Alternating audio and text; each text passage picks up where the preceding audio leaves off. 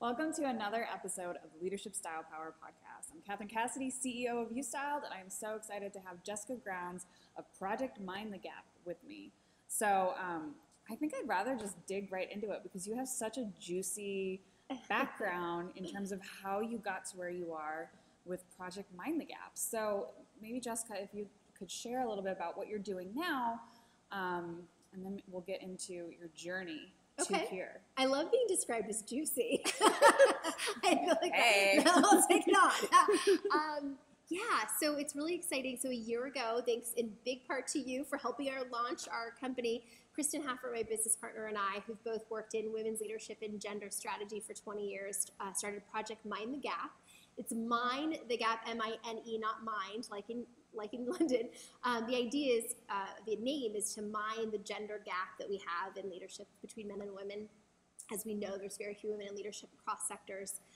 But we started it because we see gender, or the increase in more men and women working together, as a real potential for financial inclusion. We see this in research from Goldman Sachs, from Ernst & Young, from all these amazing catalysts, that companies that have more women in leadership produce better results, but also make more money. And we felt like in the space of our work across sectors, particularly the private sector, while we had gotten our start in the political sector, the businesses really, while they were talking about it, they weren't quickly changing the numbers. And so we are out there to advise companies on how to better, more quickly think about how to include women in their leadership dynamic where there's big gaps.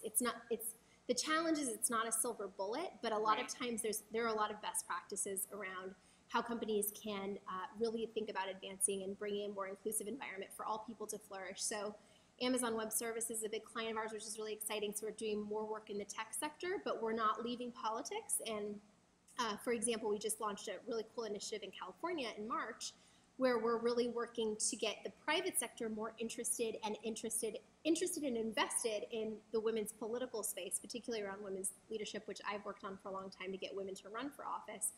I really see that companies are being impacted by the lack of women in policymaking roles, and companies care about policymaking, but for them to really understand the need to invest more in getting more women nurtured and trained to run, I think is a really interesting place to live. So we just launched the California Leadership Collaborative in March.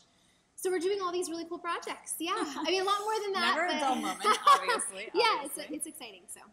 So you have a really interesting background because you've launched Project Mind the Gap. Yep. You were recently in L as one of, what was the exact? It was actually Marie Claire. Marie. Sorry, that's okay. I was in L also back in the day. That must be what it is. Exactly. See, we've got some political DC famous here. I guess. I don't know. But. No, but you've not only you came here from California. Mm-hmm. What brought you to DC first off, actually? Yeah, so I was 22 when I moved here, and I joke a lot with people, I guess men and women, but I think it's particularly funny for women. I moved here at 22, and I literally couch hopped for 5 months. I couch surfed, if you will. I interned in DC and fell in love with Washington. I grew up in San Diego, where I grew up, and then I went to college in Los Angeles. I really actually should take a step back and say in college, I worked on my first political campaign, and that was really my first inspiration into sort of the political sphere. I worked for a woman candidate in Los Angeles. She was running for the Assembly of California, and for me, it was a really cool exposure to politics, and at such a young age, you get to really be invested in, and they really need your help at a young age in politics. So I got really excited about being used and being able to use my kind of potential in my work experience. But then I learned quickly that there were so few women in elected office. I didn't really know that until I got into it with my studying. And so I was inspired about that issue around women's political leadership. And then I moved here to find a job at 22, couch hopped, like I said, for 5 months. And I found out there was a young woman running for Congress, and she was 27 at the time. And I think I almost forgot that you could be so young and run for Congress, 25 for the House and 30 for the Senate. And I went and met her at this event. This is, 13 years ago now. And the organization that was supporting her was Women Under 40 Political Action Committee, WUFPAC, which is still around and alive and well as a bipartisan PAC supporting young women candidates. So I got really involved with that organization, which had been co-founded by my good friend Susanna Welford. And then a number of years later, we co-founded Running Start together because what we saw was it was great. We were supporting all these young women candidates, but that we don't have enough young women inspired to actually run for office. And so Running Start really, if you've heard of Running Start, with high school and college women to inspire them into leadership. So I got my start in that space, but actually my real day job, and this is the funny thing about people who may or may not know my background, it wasn't until 2010 that I was actually doing women's leadership work full time in my career. So I had moved here in 2003. So for 7 years, I was a political consultant, and I left up to work on a number of campaigns, including Hillary's primary election in Iowa, and Hillary Clinton, for first time she ran for president. And I think what was so interesting is what I was seeing in my work. I was working as a political consultant on a lot of races. I was the only woman consultant. So I continued to even learn whether I was working full time around women's stuff or just in whatever industry. How are all of these different structures shaped by men mostly? And the way we built politics is shaped by men because they were the ones who were first involved with it. And so really, if you unpack that idea, everything for the most part in life has been built around how men operate. Absolutely. And how different is it for women, whether we have life experiences that are different, obviously. And so that really has actually sort of been a thread throughout my career where I've seen it in all of these different facets and what is different about how women might approach an issue. And we see this in all this research around business women's leadership, right? Like women they are not going to necessarily step up and be like, yes, I'm going to be next for that job like a man might. And so those dynamics are really important when we think about what are we doing to limit the potential for women and sort of the messages we're hearing and things like that. So I have a pretty exciting, I think, background in this work, but what's exciting, I think what's been really nice, I think a good lesson to learn is I feel very fortunate that I found my passion early, but I think what people have to realize is if you look at my resume, it might feel like it all fits together, but I never knew what that next step particularly would be. Right, I had to be open to there could have been a lot of different paths I took.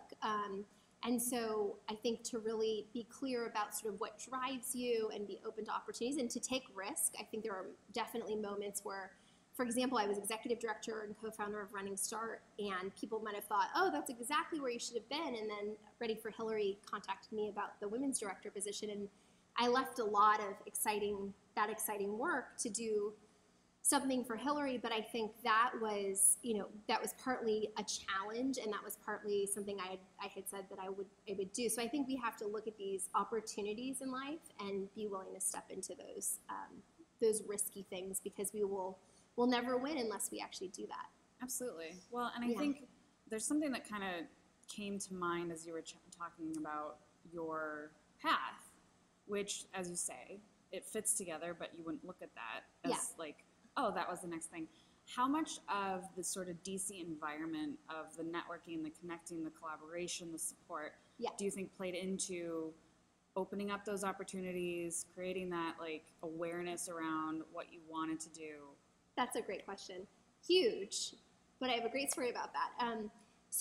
Firstly, especially if you're here in Washington and you're not already doing this or you're starting your career, get out and network. You should be out every day. Exactly. Within reason, I'm like very much about work-family balance, but also like taking care of yourself. So I have like a Monday rule where I basically don't do events on Monday. Don't book a Monday event. I will probably not come. Other than that, I think it's really important that you get out there and build your network. I think in my 20s, that's what I did. I went to different events, anything I could find, even if I didn't know people there, because that challenges you and stretches you, and you build this network. One of the good skills around that, before I tell my funny story, is when I was, 24, I was working for a guy named Marty Stone, and political consultant, and I remember a couple months into working for him, and he kept having all these meetings in his office with different people, but I knew they weren't for work because I was on top of sort of like clients coming in or whatever. They were just different meetings. So one day I finally went up to him and I said, Marty, who are you meeting with? And he said, yesterday I met with this woman, Sharon. She's looking for her next step in her career. And then this guy, Tim, I used to work with him, at another political organization. And he's kind of figuring out his next path. And he's like, I just kind of share my Rolodex, share my network with other people. And that's something that I learned really, really early is you have to share your network. You have to really, I think you have to be open to that, and it actually benefits you more than you know. Absolutely. So, but you know, the funny story about the network, just one more story, lots of stories. So most recently, more recently in my career, I mentioned this Ready for Hillary transition, and what happened was my good friend of mine, Heather King, she had served on the board of Women Under 40 PAC for years. So because of an all-volunteer position, I knew her. So I was president of the PAC, and she was on the board. So she had worked for Hillary Clinton previously and had been part of that network, and called me and said, hey, Jessica, would you be interested in this position? So anyway, she helped me through the whole process and was really amazing.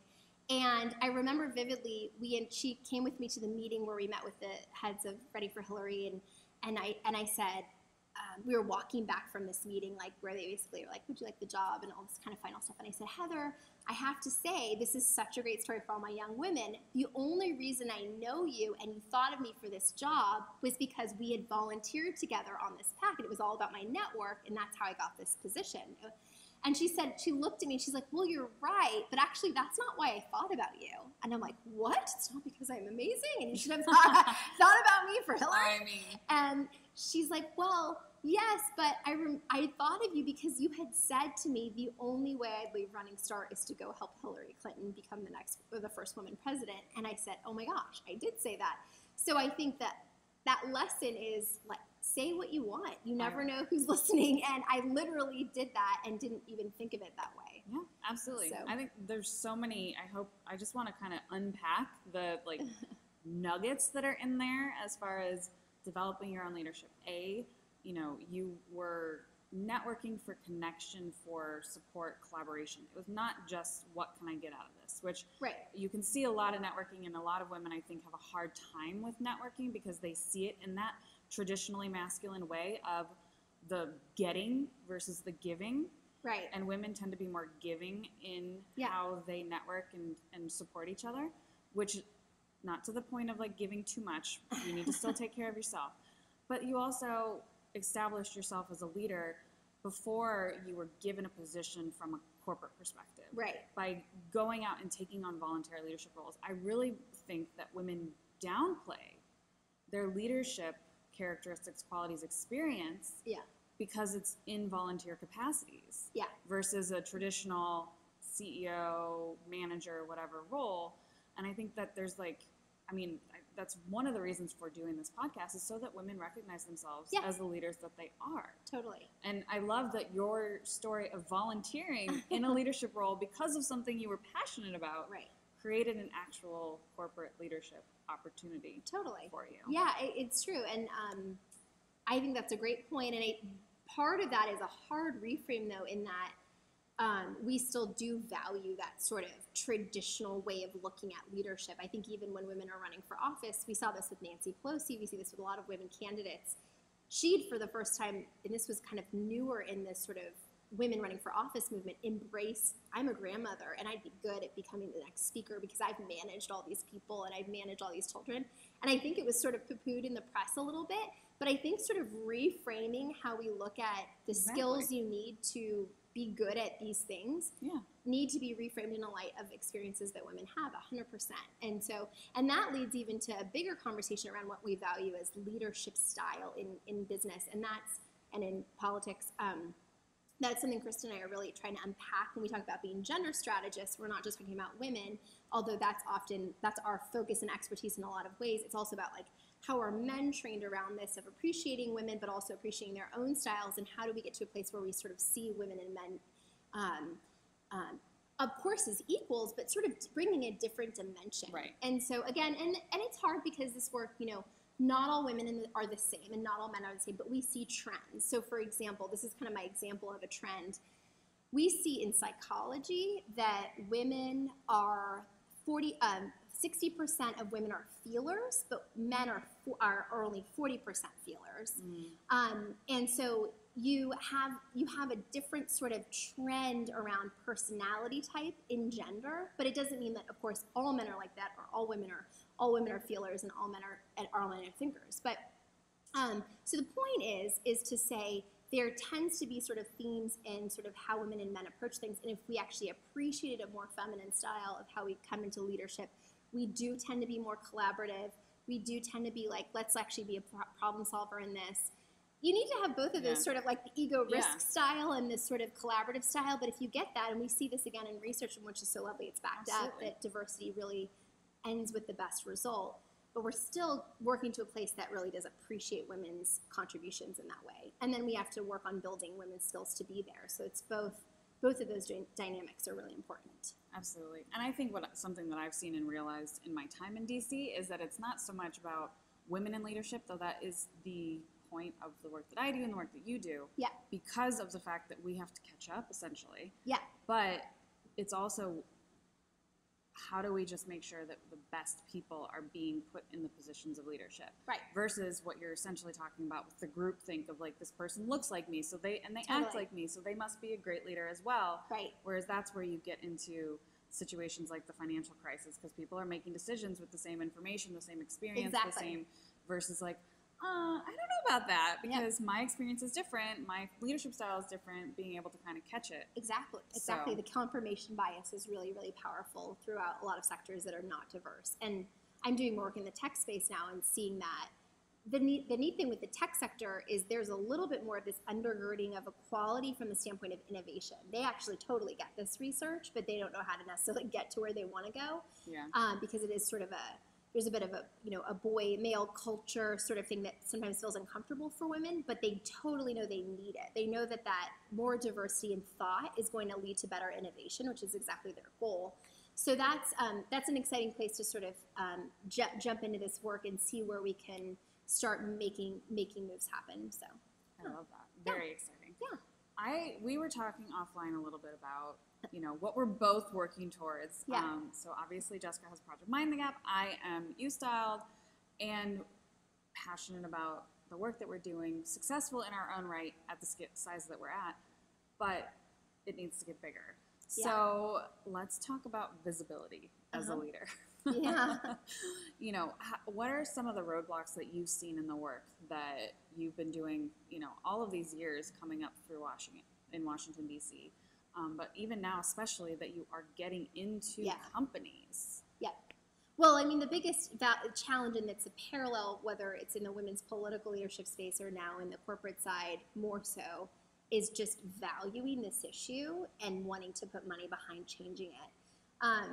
What I tend to see throughout life is this expectation, especially around the gender diversity stuff, that there's some sort of silver bullet. Like, we just need to do a training and all these women are going to do it and everyone's equal. Or let's just have a maternity, family medical leave policy and all the women are going to stay. And it's like, there's not a silver bullet. And so in terms of visibility and sort of, I guess my challenge around sort of scale, you're kind of asking around too, is harnessing this pivot, which I do think we're in. Like, I think, Absolutely. Clearly we're in this. And I've seen it for, I would say, over a decade, about a decade now. Particularly, my little benchmarks are when Hillary ran for the first time. I really saw this upswing of cultural narrative where there's all these articles about the lack of women in whatever industry, because it's every industry. So which is really good, because you have to have this undergirding of sort of educational awareness before people are going to invest in stuff that they don't know that they need to be investing in. Absolutely. So we're sort of in that great pivot point where I think the time is right for people like what you're doing, Catherine, and what Kristen and I are doing to really elevate this stuff. And I think, there's so many elements of this. I would say the visibility piece is that's challenging too, is people are like, well, isn't that what other people are doing? But there's just so much need to get out there. I think there is kind of that chattering class of the same people talking about this stuff, and it needs to penetrate sort of regular people and smaller, mid-sized companies. And I think, again, as you said, being in DC and New York, there is sort of that East Coast bias or whatever, or kind of echo chamber. So that's something I was talking about at lunch today with some of my good friends who I've worked in this movement for over a decade, and that's what I think that's kind of the next step of visibility, is how do we get out of these sort of bubbles to really reach real women throughout the age range and socioeconomic levels, to really reach them and find them. But I think that requires strategic investment in that. Like, you and I both can't fix every piece of this problem, Exactly. And so nor should anyone be expected to. That's when so this is kind of a little bit of a tangent, but I get a little frustrated when anyone's critical of any one woman speaking about her experience in this work. So I'll give you a very clear example. like, for example, Sheryl Sandberg got a lot of pushback on Lean In because it was like this, it was coming from this sort of white elitist experience. I think she was pretty honest about it being coming from a white elitist experience. So with that, though, I think women, especially us as white women, we have to be really conscious of inclusion, of being really cognizant of women of color. All of my mentees are women of color. It's important for me to have that experience of working with awesome young women, for them to have that, but they also have experience working with other women of color as their mentors. So I think we just need to be talking more about this versus being like, this isn't an issue, because I think the women's movement was traditionally segmented for women of privilege and or talked about. So yeah, there's a lot to unpack here, but my philosophy is to be like, hey, we need to hear from all of these sides, and that will help with both of our visibility as we see. I think the sheer need for this. I mean, I know this is your MO too. Like, we need to collaborate, but we need to highlight this other work because all of it's really leading to different pieces of the puzzle to sort of fix this challenge we have. Absolutely. Yeah. Well, and what you share about being in this East Coast bubble with the bias, I mean, that was one of the first things that I noticed when I moved to DC, when I learned about Running Start and She Should Run and these organizations that I'm like, I mean, even AAUW, like that is my jam. 130 years old. Right? And I would have, if I had known, why didn't I know about it at USC? Yeah. Like, I should have known about it. They have supposedly, a chapter at USC. So there's like a really big issue. And I think, even just the visibility of these organizations, from an organization perspective, it's an interesting parallel to the visibility of women. Yes. Period. Yes. Great point. As far as like being willing to raise your hand, being willing to put yourself out there, going on TV, possibly, running for office or rising up the ranks. And you know that you're going to be critiqued for everything. Totally. And it takes a lot of fortitude and like self-assuredness that, okay, and this is something that I've learned, and I would love to hear your take on it, your experience having been in DC doing the work that you're doing, around, okay, fine, that's their insecurity. That's them being threatened for whatever reason, and you can have compassion for them in that there's a reason why. Why are they feeling that way? That has nothing to do with me.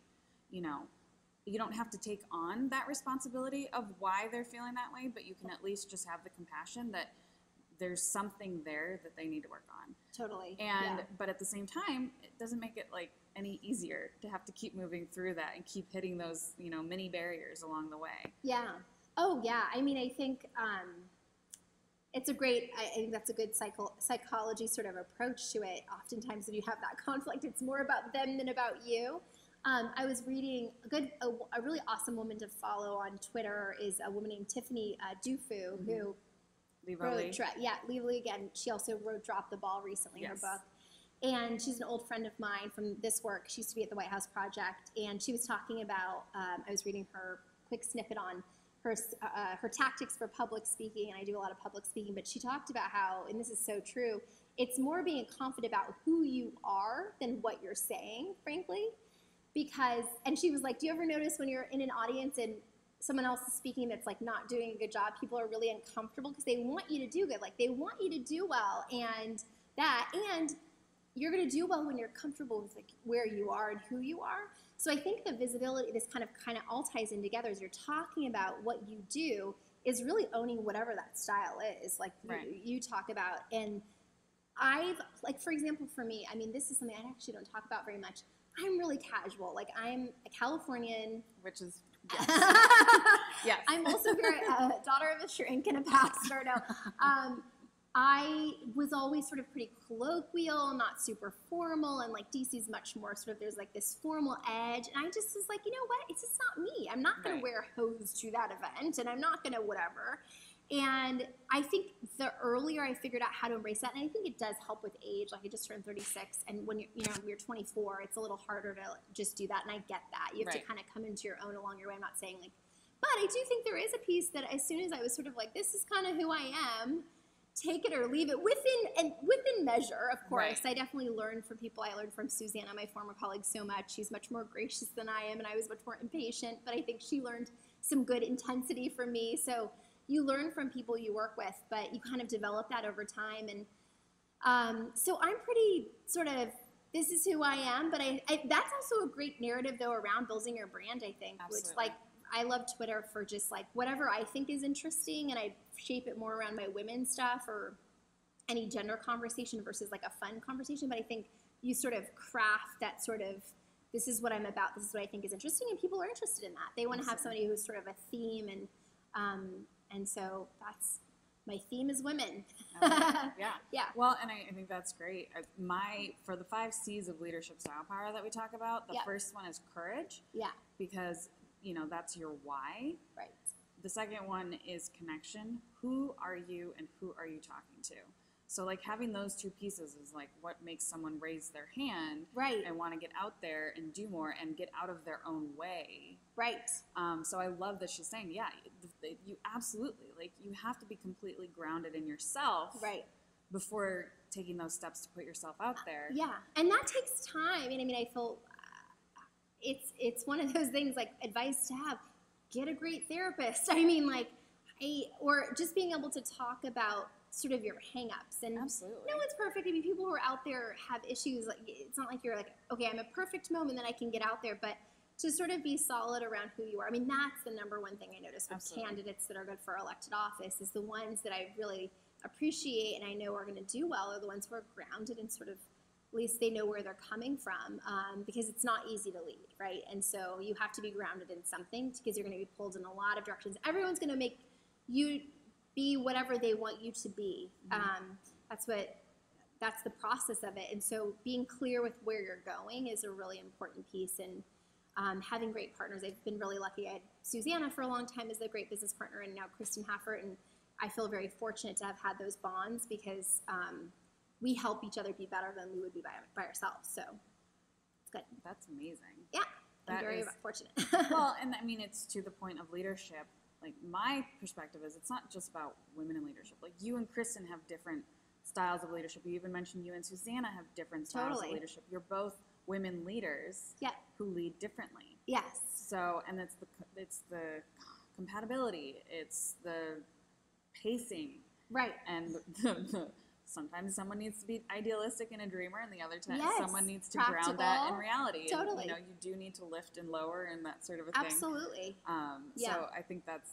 But it's based in trust, right? Yes. And real trust of each other. Absolutely. Just like, I mean, it's not that dissimilar from a good relationship in love, you know? It's a marriage, It is. I call it my work spouse and my real spouse. Yeah. Absolutely. Yeah, it's very, very similar. But I do think, like, when I started my company by myself, I originally started Solid Ground Strategy and then quickly partnered with Kristen around Project Mind the Gap. And I feel really fortunate about that because doing it on my own, I've been okay, but I do think I think partnerships are really powerful for women. I think they exponentially show their sort of assets and are able to scale. I think men do this more quickly. Yeah. I mean, you're talking about this a little bit, sort of, I definitely noticed this scale problem for women.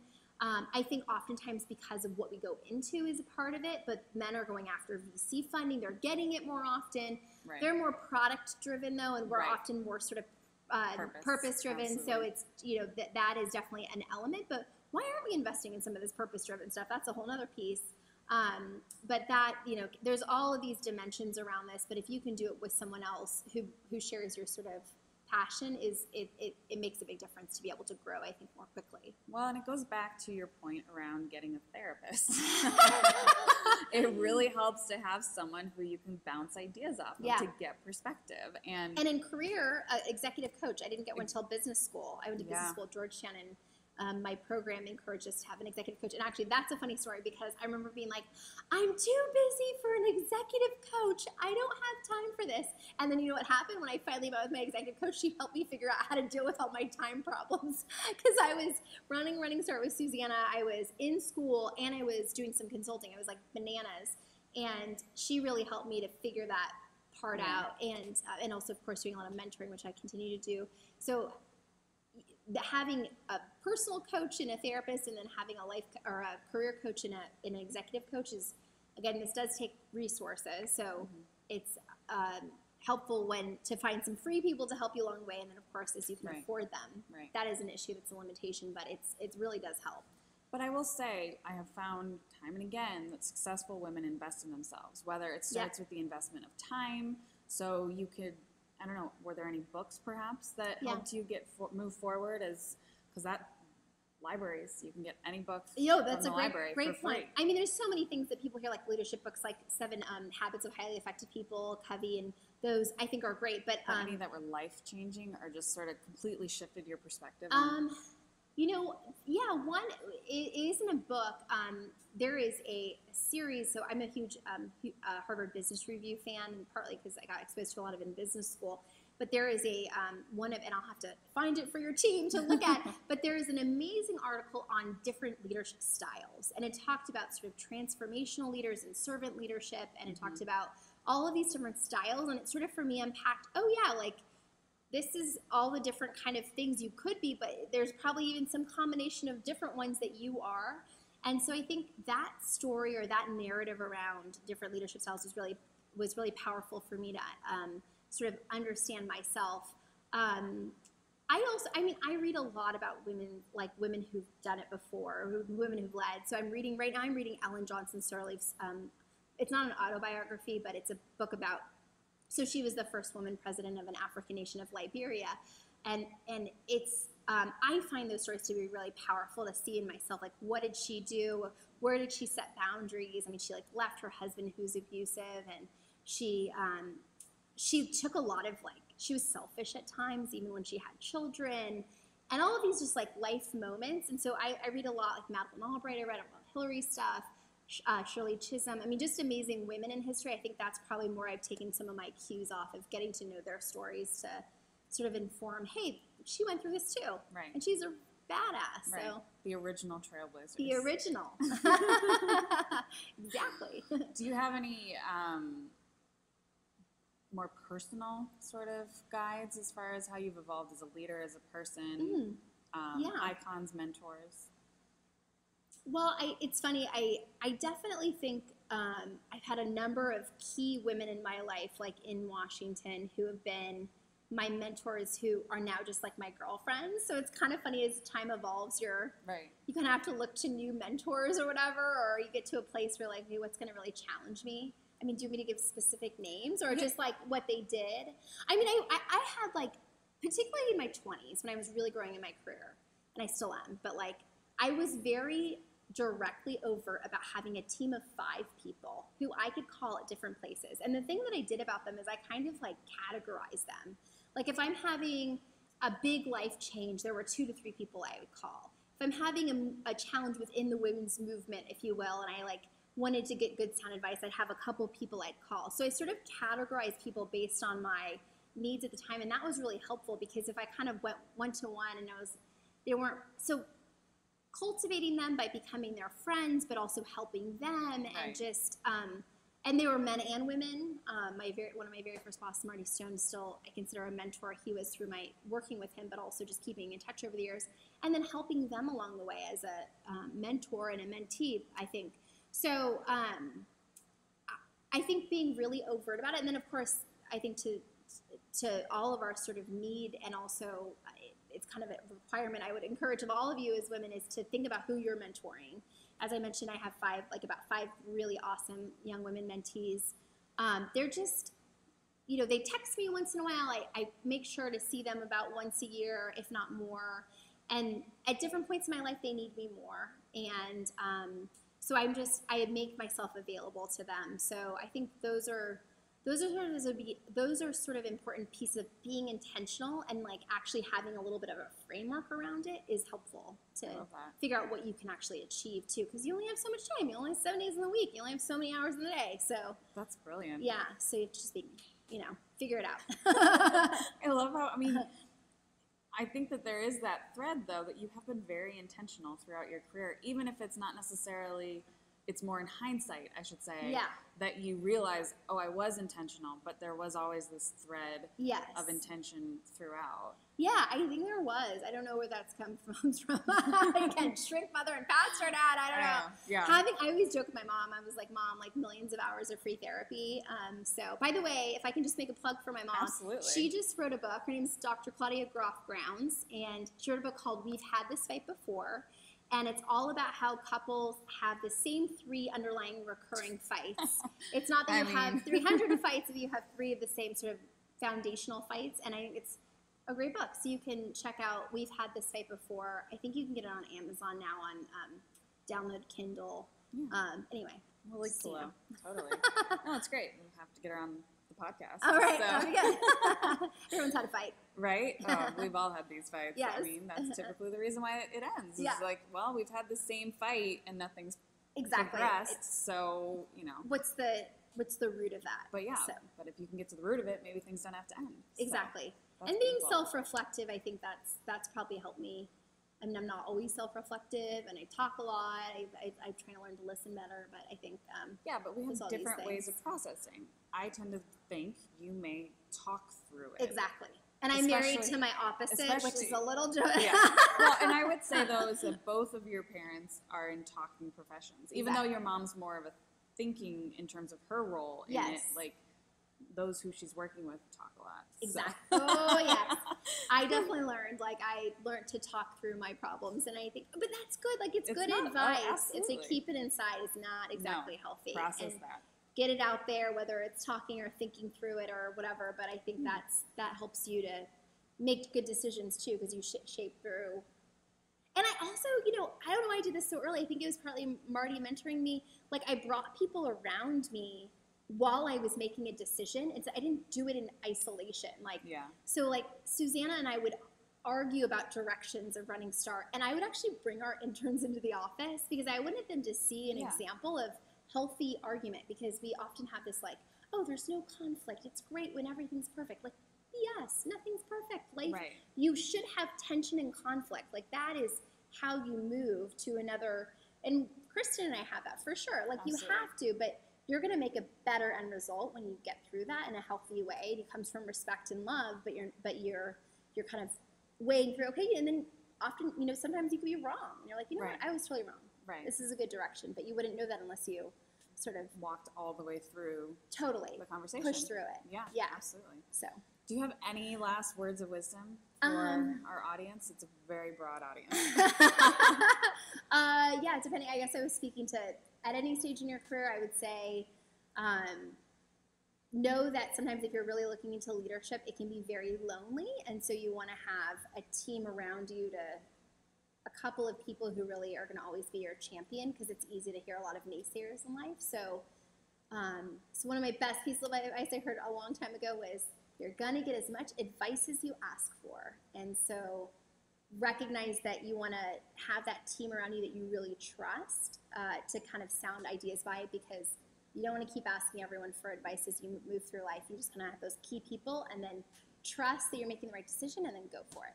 So there you go. What I love about that, it's you have your power posse, you have your people, but ultimately it's still your choice. So Yeah. you can take the information, you can take the feedback, and just do it. There you go. Awesome. Well, thank you so Thanks, much for Catherine. coming. This was so Totally. fun. Yeah, I'm excited. thank you.